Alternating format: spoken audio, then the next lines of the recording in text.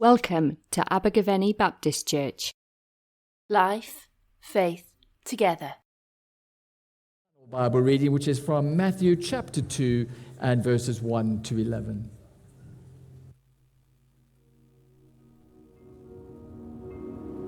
After Jesus was born in Bethlehem in Judea, during the time of King Herod, Magi from the east came to Jerusalem and asked, "Where is the one who has been born King of the Jews? We saw his star when it rose and have come to worship him." When King Herod heard this, he was disturbed, and all Jerusalem with him. When he had called together all the people's chief priests and teachers of the law, he asked them where the Messiah was to be born. "In Bethlehem in Judea," they replied, "for this is what the prophet has written. But you, Bethlehem, in the land of Judah, are by no means least among the rulers of Judah, for out of you will come a ruler who will shepherd my people Israel." Then Herod called the Magi secretly and found out from them the exact time the star had appeared. He sent them to Bethlehem and said, "Go and search carefully for the child. As soon as you find him, report to me, so that I too may go and worship him." After they had heard the king, they went on their way, and the star they had seen when it rose went ahead of them until it stopped over the place where the child was. When they saw the star, they were overjoyed. On coming to the house, they saw the child with his mother Mary, and they bowed down and worshipped him. Then they opened their treasures and presented him with gifts of gold, frankincense, and myrrh. And having been warned in a dream not to go back to Herod, they returned to their country by another route. Well, I can't believe it. They've changed their minds again. Now we're not going to Jerusalem. I don't know how they expect me to do my job if they keep on changing the itinerary. It's hard enough to ensure their security and safety in this terrain at the best of times without this continual stop-in to check the stars or some latest prophetic discovery. Now, apparently, they've had a dream. What next? Well, I should have known it was going to be a crazy journey at the outset when they mentioned something about an ancient prophecy about the birth of the King of the Jews. I don't know how they worked that out, but apparently, according to their astrological calculations, the King of the Jews had just been born. Zach, my partner, reckoned it was something to do with a conjunction of planets, Jupiter and Saturn, Jupiter being the planet for kings, and Saturn being the planet for the Jews. So I guess the conjunction of the two equals the birth of the King of the Jews. I don't know. I overheard some of the Magi servants talking about a comet. Now, what did they call it? Ah, yes, Halley's Comet. Well, I don't know if it was a conjunction of planets or Halley's Comet, but if you asked me, it looked more like a supernova. Mind you, it did do some impressive maneuvering between Jerusalem and Bethlehem. But anyway, what do I know about stars and astrology? I'll leave that to these Magi. These Median and Persian priests are experts in astronomy. And through their astrological calculations, they can actually predict the future. That they're also skilled in dream interpretation and magic and sorcery. And no wonder these wise guys have been advisors to the kings in the East for centuries. I mean, even the great Babylonian king, Nebuchadnezzar, called upon their services. Actually, now that I think about it, there were some Jews who were contemporaries with the Magi back then.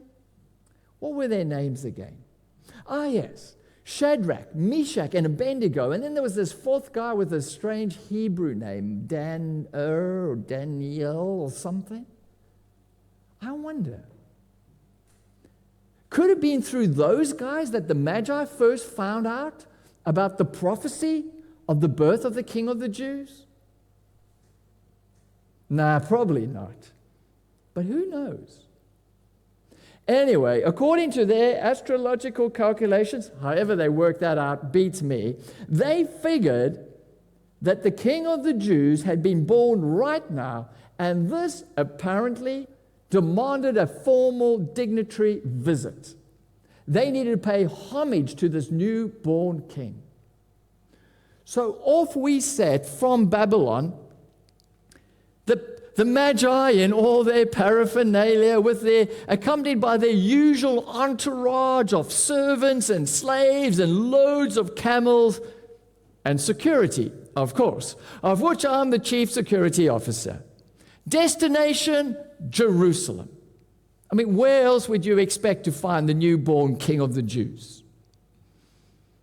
After traveling for how long, I don't know, I lost count after a couple of months. Finally, we arrived at civilization once again, the city of Jerusalem. After traveling through a very remote and rural Galilee, I was starting to wonder, is there any culture and civilization in Israel? But boy, Jerusalem was impressive. I had heard of King Herod the Great. He was famous. You see, Israel was a very difficult place for the Romans to control. There were so many wannabe messiahs trying to overthrow the Romans and liberate Israel. So in 40 BC, the Roman Senate appointed Herod king of Judah. Herod himself, being half Jewish, had married a Jewish wife who was a direct descendant of King David. And so he claimed the title King of the Jews for himself. There weren't many Jews who considered him to be their king. But Herod proved to be a very good military leader. And with the aid of the Roman army, he had crushed all opposition within 3 years and restored order to the land.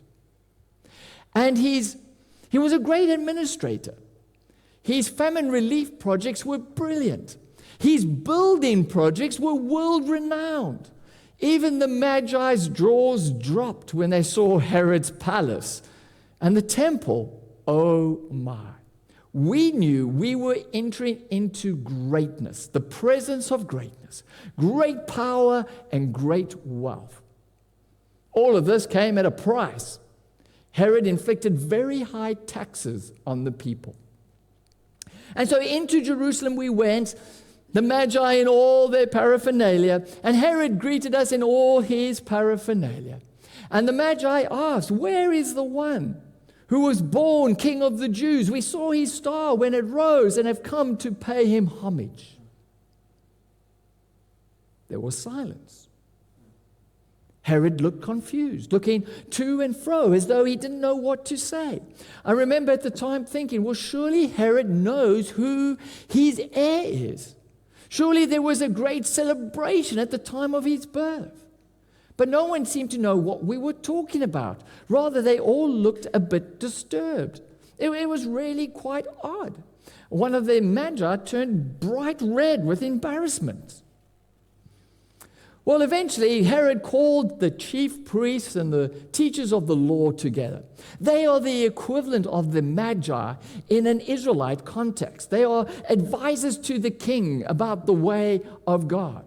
Although they are not experts or trained in dream interpretation or astrology or magic and sorcery, they also had their ancient prophetic writings, which they studied and interpreted. And they, in fact, some of their ancient prophetic writings actually saw astrology and magic and sorcery as evil and had outlawed it. And their ancient prophetic writings actually ridiculed the Magi. But today, they were working together. The Magi had worked out that the King of the Jews had been born, but they didn't know where. The answer was to be found in the ancient prophetic writings of the chief priests and the teachers of the law. And they didn't have to search far because they already knew the answer. They said, "In Bethlehem, in Judea," they replied, "for this is what the prophet has written." And then they turned to the ancient prophetic writings of Micah in chapter 5 and verse 2 and said, "But you, Bethlehem, in the land of Judah, are by no means the least among the rulers of Judah, for out of you will come a ruler who will shepherd my people Israel."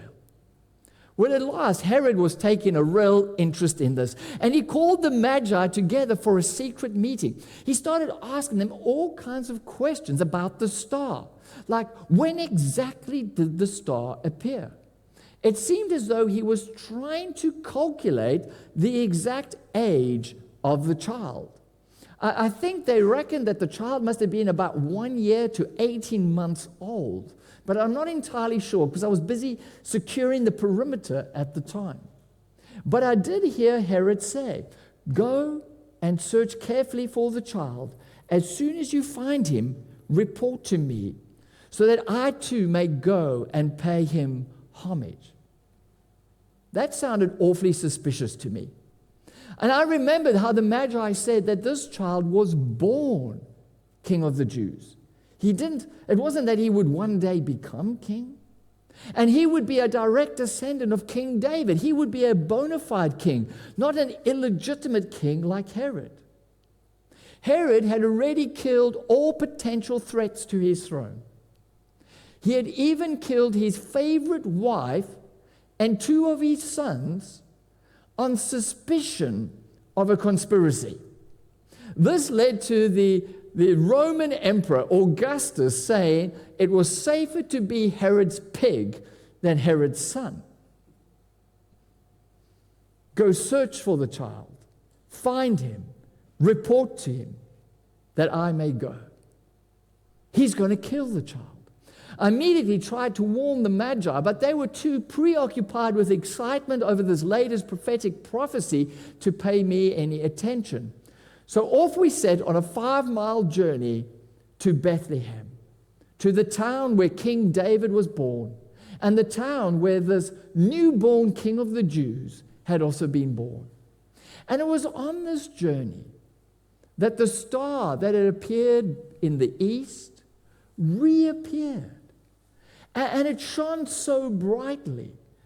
It was like an epiphany. The Magi were over the moon. Or should I say, over the star. They saw this as a real confirmation to them that God was leading them on this quest and he was about to reveal something profound. And it was as if the star stopped right over the place where the child was, as if it was shining down onto the very house where the child was in. It sure was a sight to behold. I've never seen anything like it before. As we walked into the house, the Magi saw the child with his mother Mary, and they bowed down and they paid him homage. Then they opened their treasures and presented him with gifts of gold, frankincense, and myrrh. As I stood outside, guarding the door, I started contemplating these strange things that had happened. Oh, it wasn't strange for dignitaries or even kings to pay homage to a foreign king.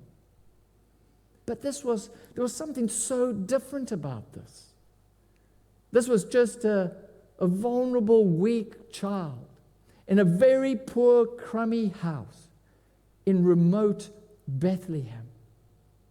Nothing like the power and the wealth and the glory of Herod in his palace.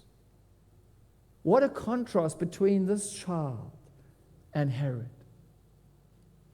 Yet within the starlight and the remoteness, there was a far greater sense of awe and wonder about this child.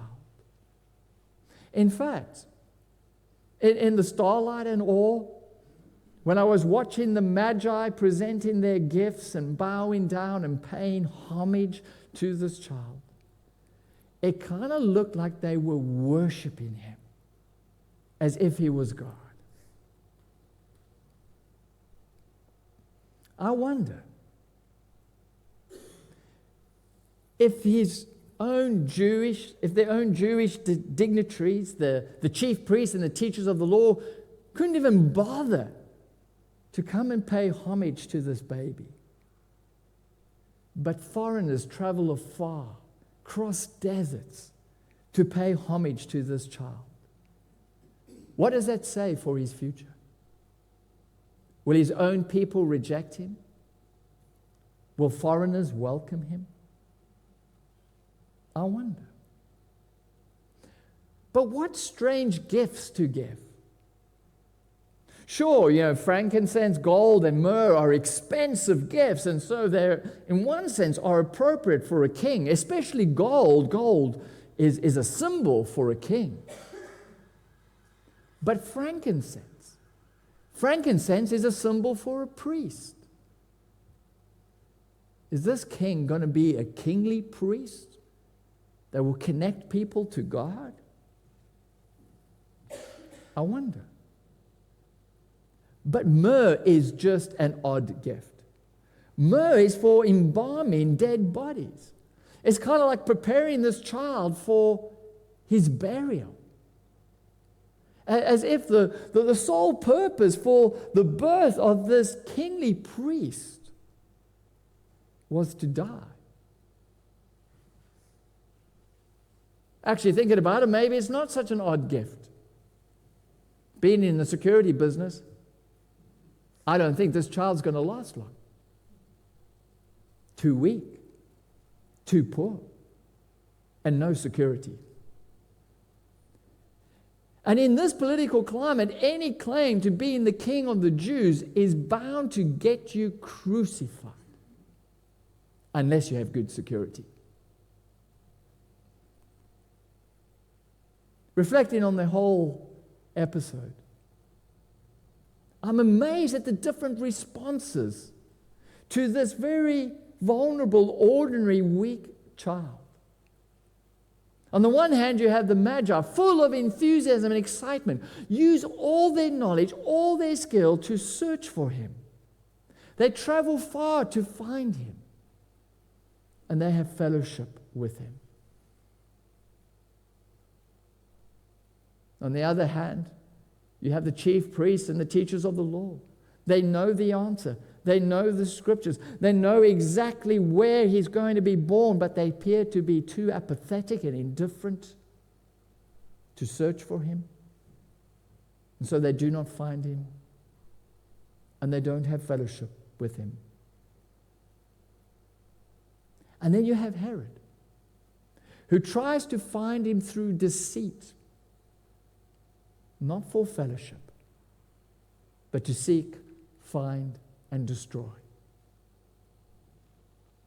I wonder how people in the future will respond to this child. I wonder how you will respond to this child. Thank you for watching. For more information, please visit our website, abergavenybaptist.co.uk.